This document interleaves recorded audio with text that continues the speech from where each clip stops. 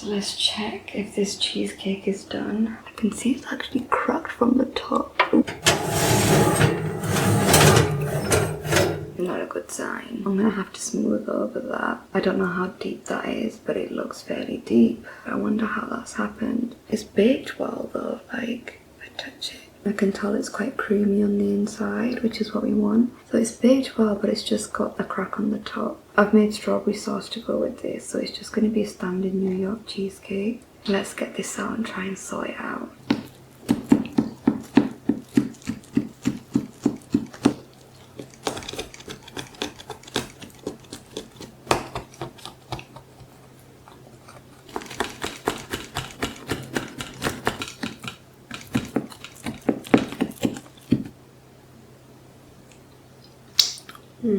I've literally just gone around the cheesecake to loosen it from the tin. I'm gonna put this in the fridge now and I'll have to sort it out in the morning. I mean, it tastes delicious. So it's a thumbs up from me. Gosh, I'm just looking at myself in the viewfinder and I look really tired. It's probably because I am. It's New Year's Eve. It's quite late. I'm just reflecting on how this year's been. I think I've been fairly open in every vlog so far. Just overall, it's not been my best year. I struggled with my health this year. I struggled with my mental health and physical health. I struggle with some of my relationships. I struggle financially. I struggle with my business. I struggle with my mindfulness. Is that something that I can even say? I think it's because I kind of started off the year thinking that I was going to have a great year. You know, I was kind of like on a roll, and then all of a sudden there was like this massive, the way I would describe it is as though like I was hit by a bus. You can take that fake apology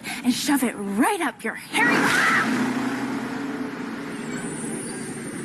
And that's how Regina George died. I kind of started off 2024 with gaining good momentum, and then I would say like around like 3 to 4 months in, I think that was when things just kind of started to go down from there, and then they just stayed down. Things didn't really go up from there. So yeah, it's been a very, very difficult year, and I'm just so glad to see the end of it. I'm actually really happy that it's a new year because it means a fresh start, another year for me to try and be the best version of myself. That for me is the biggest priority now, and I've even like encompassed that into the goals that I've set for 2025. I feel like all of my goals for 2024 were more financial based. I didn't really think too much about my like health and fitness goals, but about like relationship goals, personal growth. Like I didn't think about all of these things. The only thing I actually thought about was financially I want to be sorted, and I think putting that pressure on myself kind of had the opposite effect. And I kind of understand why I went through a lot of what I did go through. I feel like although it's not been a great year, it's been a massive learning curve for me. It's just crazy how much I've learned from 2024. I'm not the same person I was at the beginning of this year. I am going to say I'm very much grateful for the downs, because there were very many downs, but I feel like from nearly each and every single one of the downs that I did have, I've learned a valuable lesson from them, and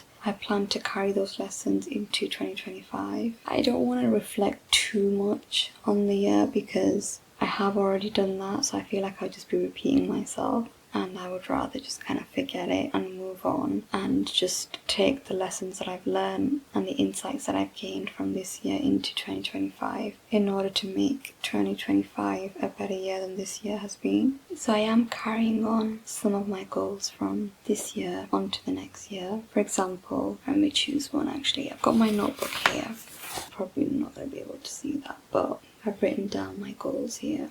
I don't know if that's going to focus, but I'm not going to show you them because they are very personal. There's this thing, if you tell people your goals or if you show people your goals, it can affect you achieving them. I don't know if that's a thing. In my head it's a thing anyway. I think it's because like if you share your goals with other people and they might not be on the same wavelength as you, they might try and instill some doubt as to whether you're actually going to be able to achieve that goal or not. That's the last thing anybody needs. I mean, none of these goals are out of reach. I haven't gone really hard in on these goals and like thought really big, because with how this year has gone, I don't want to kind of shoot myself in the foot before 2025 has even started. So I've started off with good goals, as in like they're quite aspirational, but they're not like a huge jump from this year. Basically, I've watched so many of these like vision board and 2025 goal videos on YouTube,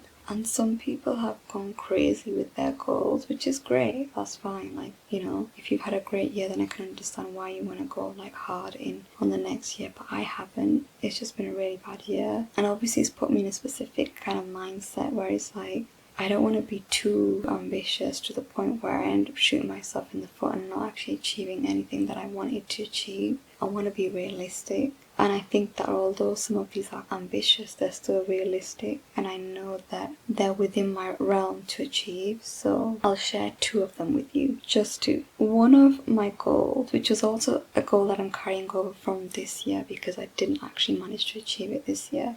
One of my goals is to do 1 month of monk mode in Bali. I don't know why this is a goal, but after watching Iman's videos on monk mode, in fact that was what got me interested in him in the first place. I came across him when I saw one of his monk mode videos. I feel like that's really what blew him up on the internet, on YouTube. When I saw the whole monk mode video, I was like, oh my god, this looks really interesting. What's monk mode? So I looked into it and I was like, okay, I get this. Working really, really hard, focusing for 1 month in a remote location where you're away from everyone that you know and you're literally just on your own. That for me is the dream. I'm going to be working on something specific. I've put this as something that I would do probably towards the end of the year. So basically I have my 2025 goals listed into 5 categories. So we have career and business, financial, health and fitness, personal growth,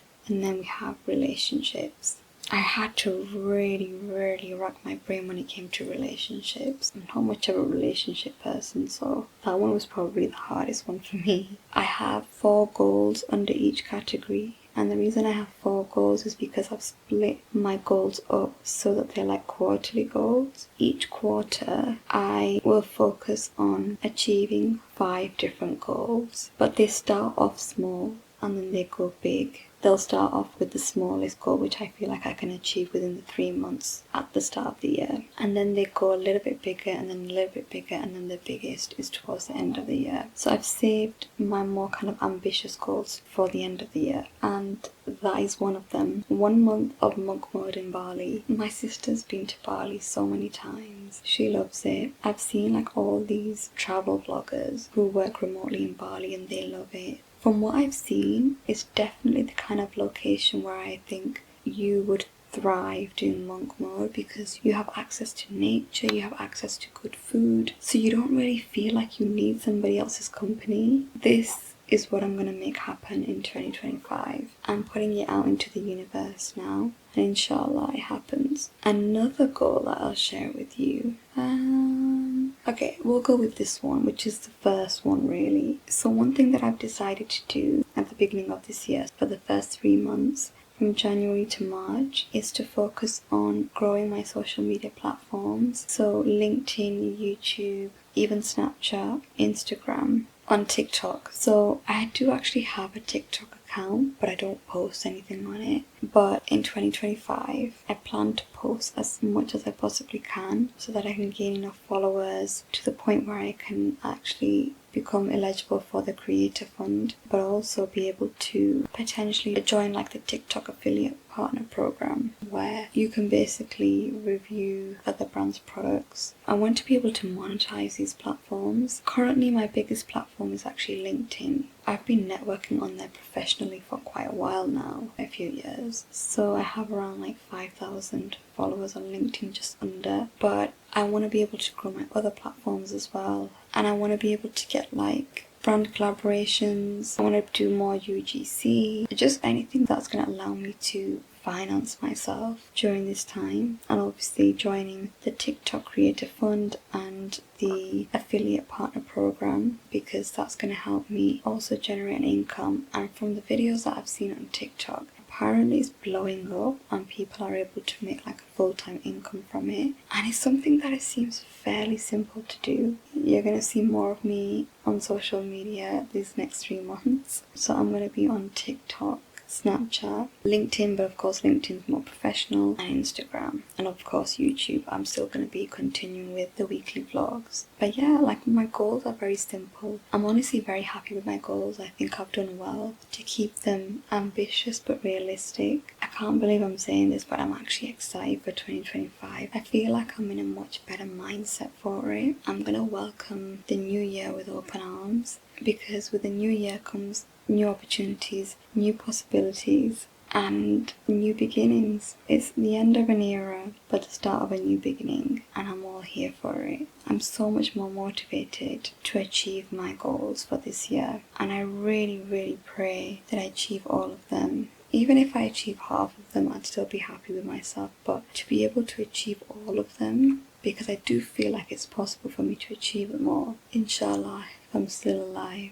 At the end of 2025, I want to look back and reflect on the year and be like, yeah, I achieved everything I wanted for 2025. So anyway, I'm falling asleep and it's actually past 12 now, so it's officially the new year. It's officially 2025. Happy New Year. And may this year bring you so much abundance, prosperity, blessings, and everything that you've wanted and dreamed of. I'm not good at doing these talks, by the way. One thing I wanted to say is, I know that I did mention in a previous vlog, in the last one, that I was planning to do a vision board for 2025. It was one of the things that I wanted to do, but then I just felt like it was just too much work and I already had so much going on. So I think I'm going to leave the vision board. I didn't really feel motivated to make a vision board, to be fair. I guess the only reason I wanted to create one was because everybody else was doing it and I thought maybe it would help. But I think for me, just having my goals down is going to keep me focused. And I think also because my goals are quarterly, I'm not doing them as like yearly goals. If I create a vision board, it may end up changing, and so having to update it constantly every 3 months would just be a bit of a chore. So for now, I'm just going to make do with my goals that I've written down. And of course, I think the main thing is I need to put these goals somewhere where I can see them as a daily reminder. So that's something that I'm going to do tomorrow. I'm probably going to have my goals as my screensaver, I think, on my phone, and also as my desktop screen on my laptop, so that whenever I log in on my laptop, which is pretty much every day now, it's there as a reminder of what it is that I'm working towards. I think that's the best strategy for me right now, and maybe afterwards, if I feel like that's not helping and I need something more visual, I'll create a vision board. But it's not necessary right now. No vision board this year, maybe next year. But also, I did think that, okay, if I create one, I want it to be in colour. And at home, the printer that we have, it doesn't actually print in colour, it's just black and white printer. And I thought, well, that's not going to be very appealing to look at. I think vision boards are supposed to be appealing. I mean, you need to at least be able to see what's on the vision board, you know, and if you have different colours and different images on there, then it's going to be more attractive, more appealing to look at every day. A black and white vision board, it's not very appealing.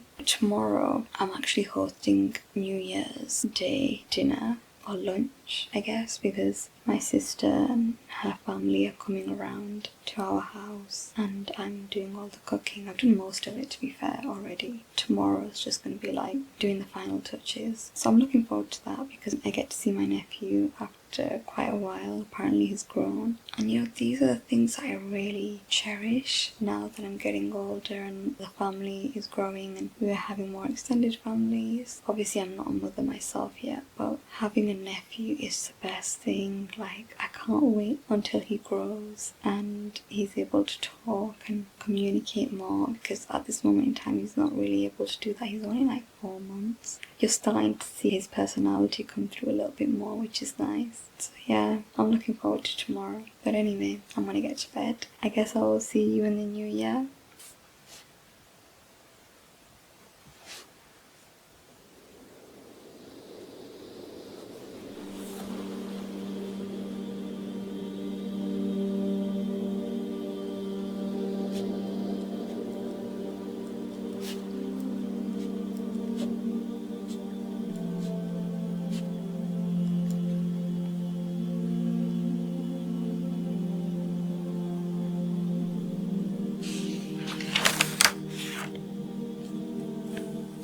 Winners are not afraid of losing, but losers are. Failure is part of the process of success. People who avoid failure also avoid success.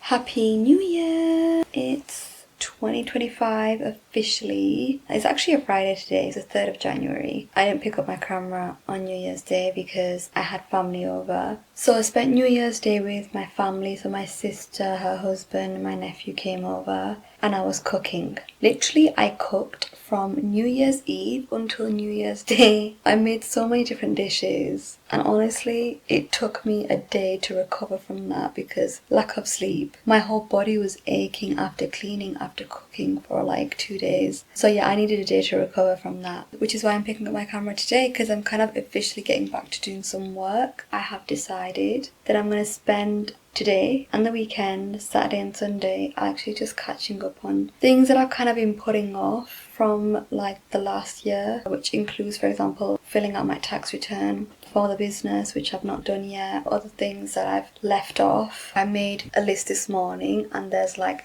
33 things on this list that I need to do, but I've managed to get through some of them already, which is good progress, and I'm sure I'll manage to get through a lot more of this list this afternoon. Well, when I say this afternoon, it is almost 4. It's almost evening now actually because it is about to get dark. I've just been thinking to myself like, it's a new year and I'm going to be really positive going into this because 2024 wasn't a great year, but 2025 I'm prepared. I feel like the last year has prepared me for the ups and downs that I'm going to go through this year, and I'm feeling more stronger, a lot more positive. I genuinely cannot wait to get into this. By the way, please excuse this disgusting hair. Like, I've had to put it up in a bun because I went to the gym yesterday to work out. Obviously I was sweating a little bit, and I'm going to be going to the gym tomorrow morning, but literally after that I'm planning to go to the hairdressers and get my hair done. It does need a cut. It's just gotten to that point now where it's like it's so dead on the ends. I can't do anything to it. Like, anything I do to it just doesn't look great.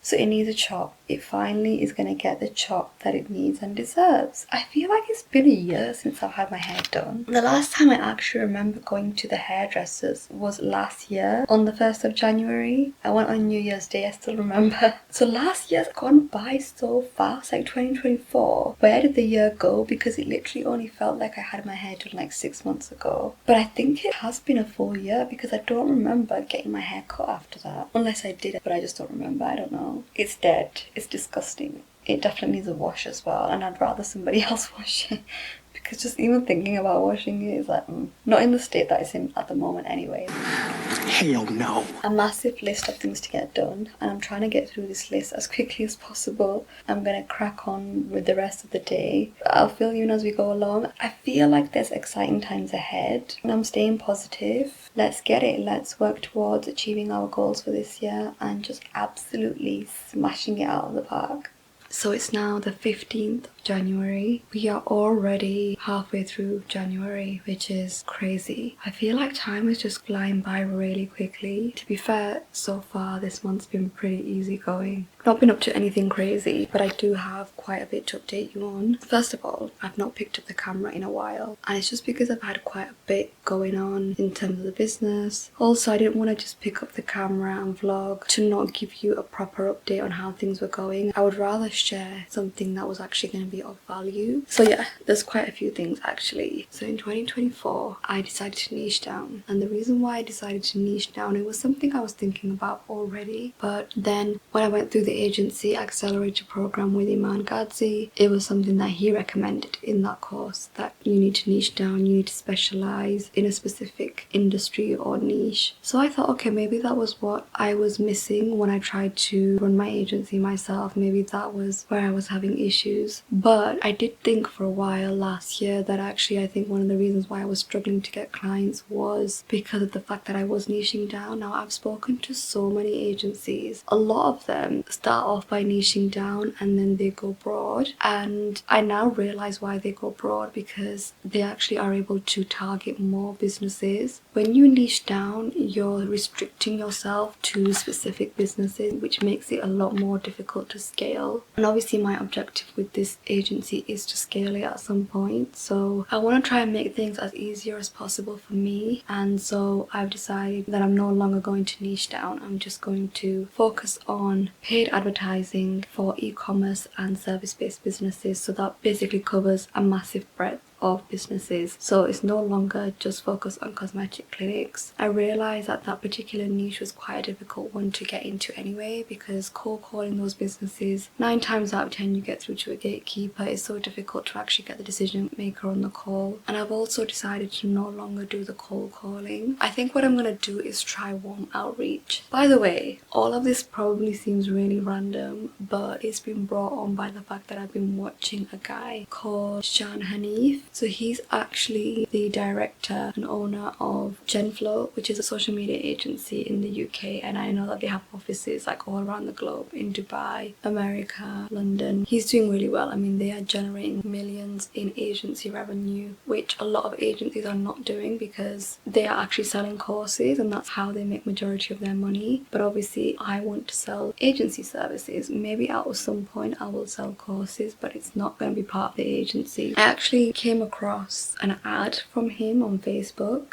I found it quite interesting, so I signed up. He talked about how niching down was the worst thing and having an offer was the worst thing. So basically everything that we had been taught in the agency accelerator program, he talks about how it's the worst way to get clients and to scale your agency. And obviously I'm going to listen to him over Iman, because as much as Iman has done well, I feel like it's not necessarily through his agency, it's more through the courses that he's sold and also his own personal brand. I feel like a lot of the revenue that he's generated is through his YouTube mostly, so it's difficult to really take anything face value in terms of what he says. I do think a lot of it is just to sell you something, and I've kind of now decided to move away from him because his content's just so repetitive and it's starting to become quite boring. Like, I get that he spends so much money on the quality of filming and editing and everything else, and that's great for him, but I'm in a different stage of my life. I'm not his target audience. I would rather take advice from somebody who's actually done and achieved what I want to achieve, and he has, and he's also Asian as well, so I can relate more to him than I can with Iman. I did come across one of his videos. I'll show you a sneak peek of it. Okay, so this email here, this was what I signed up to when I saw his ad on Facebook. It was an ad to be able to get your email to have access to this course that he's created, and it is a free course. So I've already clicked onto the link here. It's opened up here in this tab.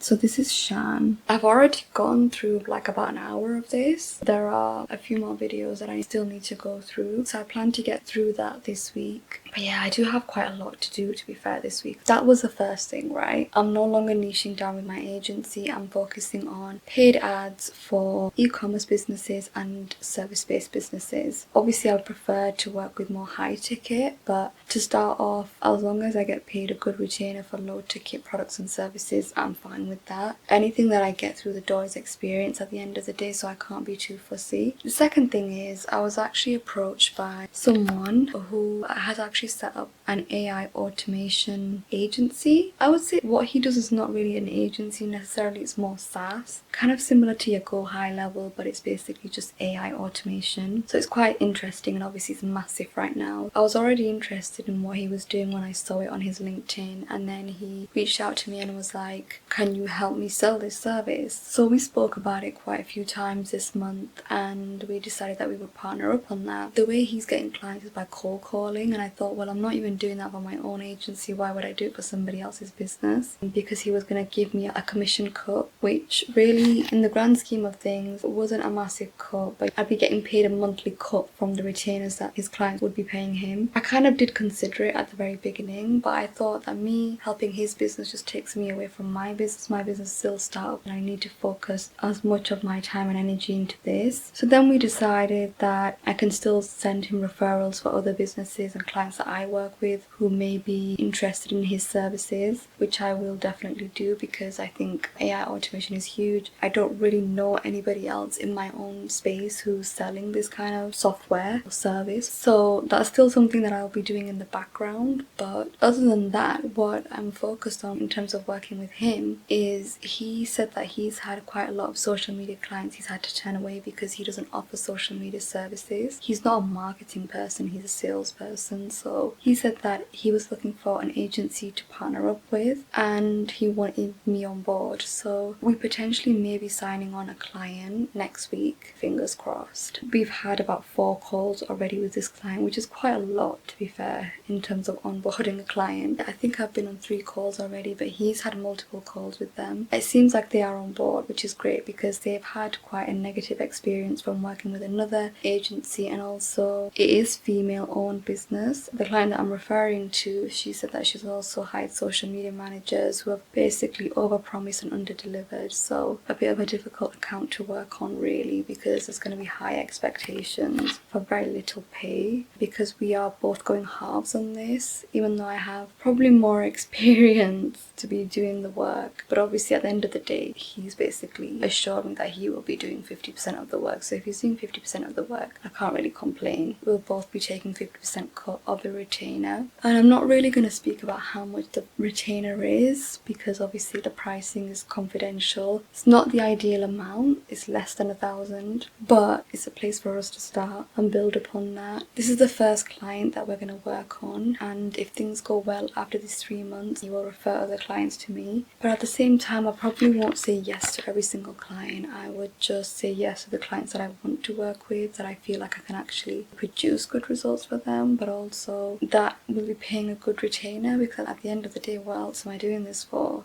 There's no point of me working for a really small retainer for nothing really in return. £500 is the limit now when it comes to any kind of services. I wouldn't take on anything less than that, because we're going halves on this. It is going to be less than 500, but at the same time, it's money that's coming in, it's a client through the door. So I'm staying positive, and I'm hoping that me and him working together is going to be a positive experience. I'm quite particular when it comes to working with other agencies or other people in the digital marketing space. I've not had a very good experience of working with certain people. I'm very particular in the way that I do things. I'm very hands-on myself. I just have very high standards, but I'm going to be positive, and hopefully this collaboration works out well and we can work on other client accounts, because that would be the ideal scenario. At the end of the day, I did say to myself that 2025 is the year where things change and I'm going to take on new opportunities, and this is an opportunity. Might not be what I was expecting, but it's still something. Whether we decide to work together again after this or not, I am going to make the most of this opportunity and use it as an experience to learn from. But one good thing is the client did agree that if we were able to generate them good results in month 4, they would increase the retainer. It's going to be much more of a healthier retainer, which is better obviously for both of us. So let's just pray that it goes well. So that would be a first client. I did have potentially another client lined up. So this guy actually owns real estate. Well, I can't keep saying real estate because we're not in America. Oh, sorry. Gosh, I look like Hagrid. Anyway, the second potential client is someone who reached out to me. So he's a property developer, so he basically has multiple properties in the UK, like a very large number of properties that he's wanting to get tenants in for. So he reached out to me and was like, would you be able to help with something like this? Because usually he'd go through estate agents. So I said, yes, we can do Facebook ads, so we can do lead gen to help you get inquiries for these properties to get them filled. He was like, sure. So we hopped on a call, I spoke to him, provided him with an outline of what we would offer, how we would help get those properties filled. He was on board, it's just that he's had some personal things going on in terms of family, so that's kind of been placed on hold, I think. I'm hoping that by next week that I can sign him on. If not, it's fine. At the end of the day, it is what it is. It would be a great client to work with. When it comes to like properties and stuff, that's something I already have an interest in. I don't think it would be an ongoing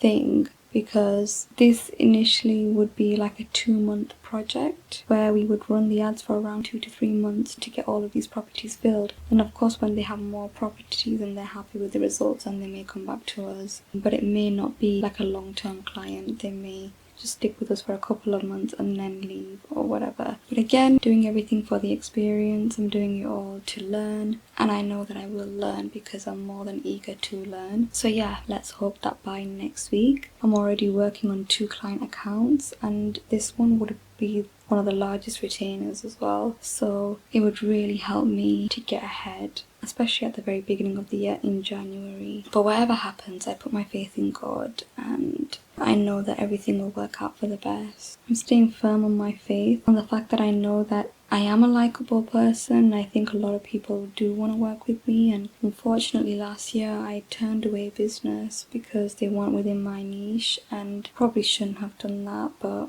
I've learned from that now. I thought I was doing the right thing, but I wasn't, and this is also the year where I learned from my previous mistakes, as well as creating new opportunities for myself and just going after the life that I want rather than what's being dictated to me. And I feel like, thank God that I'm getting all of these signs about the things that I'm doing wrong. I feel like seeing his ad was another sign for me to get my ass into gear and realise that actually I was going wrong all of last year really with the way I was doing things. I mean, paid almost £1,000 for this course, the agency Accelerator program, and it's not that I regret it because I feel like I have learned quite a bit from it. Was it worth £1,000? I don't know. I know that people are charging more for these kind of agency courses, so it's not something that's hurt my pocket so much, but it's just I do feel a little bit disappointed, I'm not gonna lie. I definitely will not be signing up to any other agency programs or courses ever again. Maybe I might get mentorship, and if I was to get mentorship, I'd rather go to someone like Shan rather than Iman. Iman is not even in the agency space anymore. I don't feel like I really trust what he says anymore, to be honest. Another thing I wanted to show you was my vision board. Okay, so here you can see I created a vision board. I initially was like, I'm not going to create one, but I'm not going to lie, I had FOMO from watching all these vision board videos on YouTube. And to be fair, this vision board, more than anything, is just a daily reminder for me about what it is that I'm working towards, what it is that I'm trying to achieve. So anytime when I feel like I'm lacking motivation, I want to give up, this is here to inspire me. So I did create a list of goals, and then I've created these goals now into like a vision board. So for example, the main one for me is I am financially free and thriving. Time management, education, so like this is the year of learning for me, as well as teaching other people. That's something that I'm also going to be working on, as well as the agency. This one is a key one for me, which is being able to support my family, being able to like help them pay the bills, etc. Of course, paying off my debt completely is something that I wanted to do since last year. Prioritizing my self-care. Basically, everything on this vision board means something to me. A lot of these are goals that I set out for 2024 but didn't achieve because, of course, I just had one of the worst years of my life, really. But I'm so much more optimistic this year. I'm in a much better mindset and place mentally. And yeah, I have to show you this. This lady that you see here, that is me. So I basically stuck my head onto another woman's body. It makes it easier for me to visualize myself in that scene, and apparently this is more effective when it comes to visualizing your success, because if you can see yourself as that person, then you're more likely to achieve that goal. I don't know if this is gonna work, but I'm definitely down for it. I mean, it makes it easier for me to visualize myself as that person. So yeah, my head on another woman's body. Didn't think I'd be doing that anytime soon, but here you go. My battery is now flashing and it is actually midnight now. I better go to sleep because I plan to wake up at 5 to try and get myself back into a good routine. Probably not gonna happen, to be fair, but let's try at least. I do want to get back onto the 5 a.m. club, so I'm gonna try from tomorrow, but I really need to sleep because it's midnight now, which means I'm not gonna get much sleep. So I'm gonna conclude this vlog and I'll probably see you in the next couple of days.